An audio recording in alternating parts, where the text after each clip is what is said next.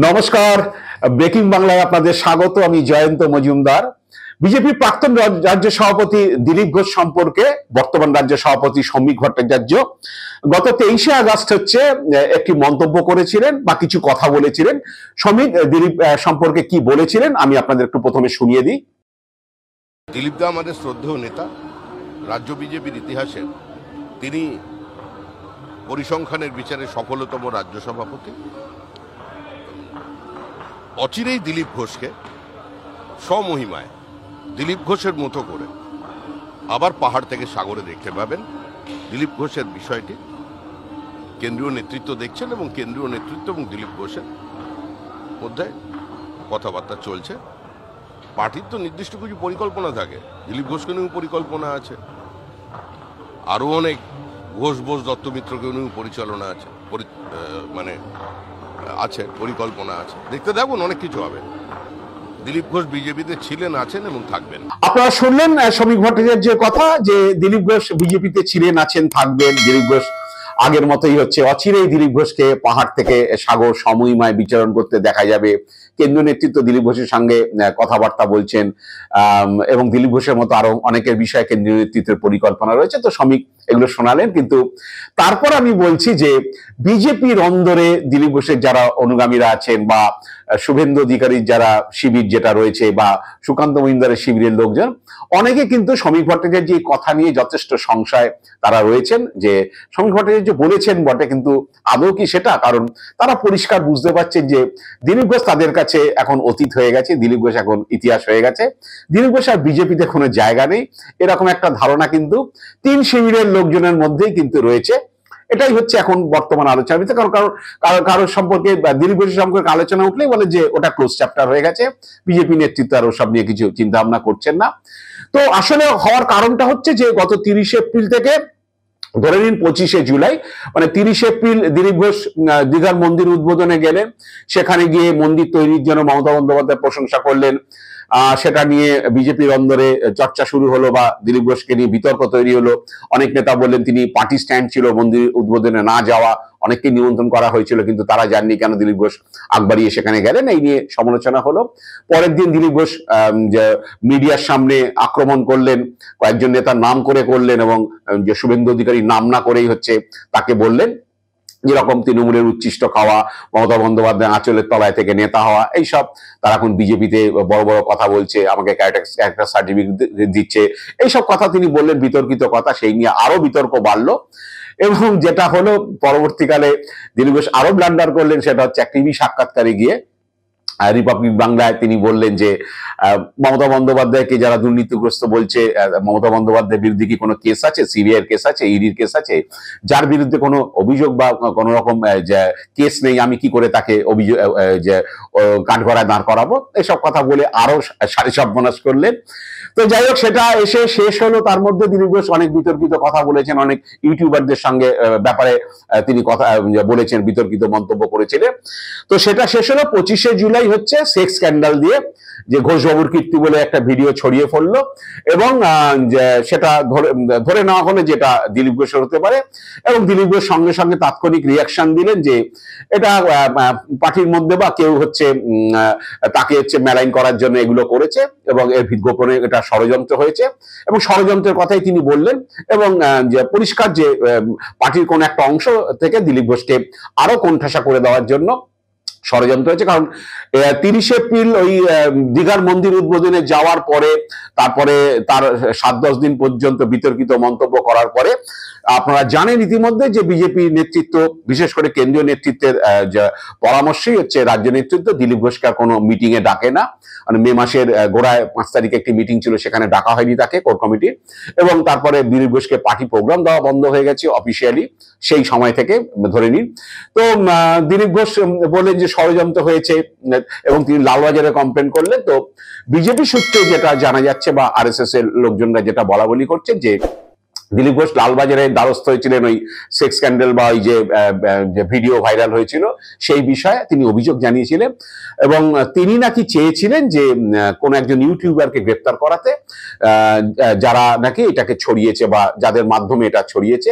কিন্তু যেটা হয়েছে যে বিজেপির লোকজনই বলছেন, আমি কয়েকদিন ধরে শুনছিলাম যে ওটাতে তৃণমূল দিলীপ ঘোষকে সাপোর্ট করেনি এবং দিলীপ ঘোষ ভেবেছিলেন হয়তো তৃণমূল তাকে সাপোর্ট করবে, পুলিশ হয়তো এটা নিয়ে অ্যাক্টিভ হবে, ওরা একজন ইউটিউবারকে গ্রেপ্তার করা হবে এইসব বিষয়।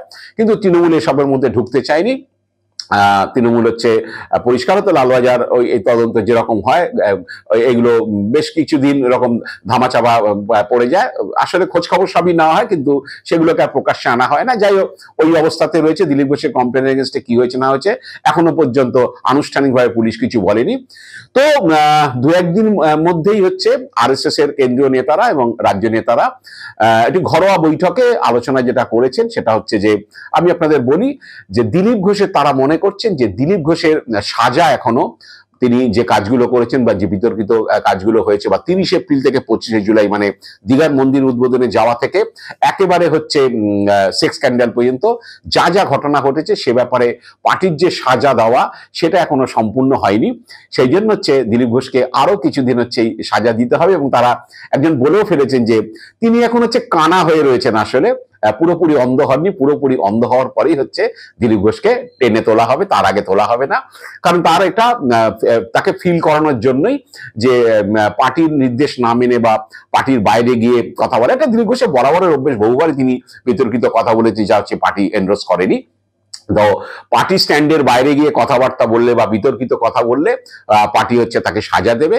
কিন্তু আবার দিলীপ ঘোষের প্রতি তারা সহানুভূতিশীল, তারা এখনো মনে করছেন যে দিলীপ ঘোষ পার্টিতে থাকবেন এবং সহমহিমায় ফিরবেন।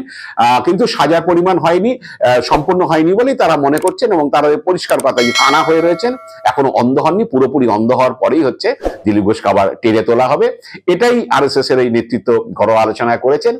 তো এখন বিষয়টা হচ্ছে যে দিলীপ ঘোষ বুঝতে পারছেন যত দিন যাচ্ছে যে তাকে ক্রমশ কানা থেকে অন্ধ পরিণত করা হচ্ছে। কানা হয়েছে তো একটা চোখে দেখতে পাচ্ছেন না, কানা হয়ে গেছেন আরেকটা চোখে দেখতে পাচ্ছেন, এটা বোঝা যাচ্ছে পার্টি প্রোগ্রাম বন্ধ।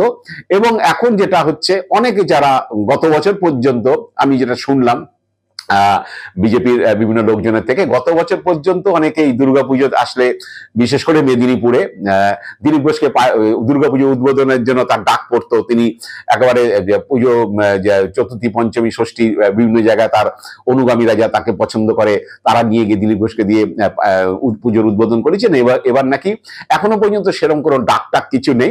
দিলীপ ঘোষ বুঝতে পেরেছেন যে এবার আর কোনো লোকজন বা তার অনুগামীরা বা তারা যাকে ভালোবাসেন বিভিন্ন জেলাতে আছেন পুজোর সময় উদ্বোধনের জন্য ডাকেন বা পুজোর দিনে আসার জন্য ডাকেন, সেটা আর এবার হবে না। তো সেটা বোধহয় বুঝতে পেরেছেন এবং সেটা শোনা যাচ্ছে দিলীপ ঘোষ এবার এই নিউ টাউনের আবাসনেই তিনি কাটাবেন পুজোর দিনগুলোতে, সম্ভবত আর মেদিনীপুরে তিনি যাবেন না। তো এখন দিলীপ ঘোষকে মানে যেটা আরএসএস এর নেতৃত্ব মনে করছে যে সাজাটা শেষ হলেই তাকে আবার বুঝিয়ে দেওয়া হবে। এবং শ্রমিক ভট্টাচার্য যেটা বলেছেন, কারণ শ্রমিক ভট্টাচার্য পার্টি প্রেসিডেন্ট বর্তমানে, তার সঙ্গে কেন্দ্রীয় নেতৃত্বের যোগাযোগ রয়েছে প্রতিনিয়ত। আর শ্রমিক ভট্টাচার্য মিডিয়ার সামনে ওপেনলি হচ্ছে এই ধরনের কিছু প্রসেস না হলে এই ধরনের হচ্ছে কথা তিনি বলবেন না। এটা অনেকে এটাও বুঝছেন, যারা অনেকে মনে করছেন যে দিলীপ ঘোষ হচ্ছে কবরে চলে গিয়েছেন, পার্টির ওটা ক্লোজ চ্যাপ্টার হয়ে গেছে, এটা হয়তো না। অনেকে আবার এটাও বুঝছেন যে একজন পার্টির রাজ্য সভাপতি হচ্ছে এরকম দুম করে এরকম কোনো ব্যক্তির সম্পর্কে এই ধরনের কথা বলবে না, নিশ্চিতভাবে তার কাছে কোনো খবর না থাকলে। তবে লেটেস্ট যেটা শোনা যাচ্ছে যে আরো কিছুদিন অন্তত, মানে অনেকেই বলছে যে একেবারে পার্টি টোটাল তাকে মুখ মুছে দিলে দিলীপ ঘোষ একদম মিডিয়া থেকে চলে গেল, অনেকটাই চলে গিয়েছে। আরএসএস এর লিডার এবং বিজেপি রাজ্য নেতারা মনে করছেন যে মিডিয়া ফোকাস তার চলে গিয়েছে, কারণ এখন আর মিডিয়া দিলীপ ঘোষের কাছে রেগুলার বেসিসে যায় না বা যাচ্ছে না। দিলীপ ঘোষের কি বলে বক্তব্য বিশেষ টিভি ফিভিতে দেখা যায় না, মানে একেবারে মানে অতলে চলে গেলে হচ্ছে তারপরে তাকে তোলা হবে। এবং ক্রমশ হয়তো জানি না বিজেপির কোনো গোপন কোনো এজেন্ডা রয়েছে কিনা, মিডিয়া হয়তো আস্তে আস্তে সরে যাবে, তাদের বললে পার্টি থেকে হয়তো সরে যাবে, দিলীপ ঘোষের সামনে আর বুম ধরার কেউ থাকবে না। এরকম একটা সিচুয়েশনে যাওয়ার পরেই হচ্ছে তারা তাকে তুলে ধরতে চায়। এবং এটাই হচ্ছে দিলীপ ঘোষের সাজা, এবং তাকে বুঝিয়ে দেওয়া যে পার্টি স্ট্যান্ডের বাইরে গিয়ে বা পার্টি নেতৃত্বের যে নির্দেশ, সেই নির্দেশের বাইরে গিয়ে কিছু করলে, পদক্ষেপ করলে বা কোনো বিতর্কিত কথা বললে হচ্ছে বিজেপি তাকে সাজা দেবে বা আরএসএস তাকে সাজা দেবে।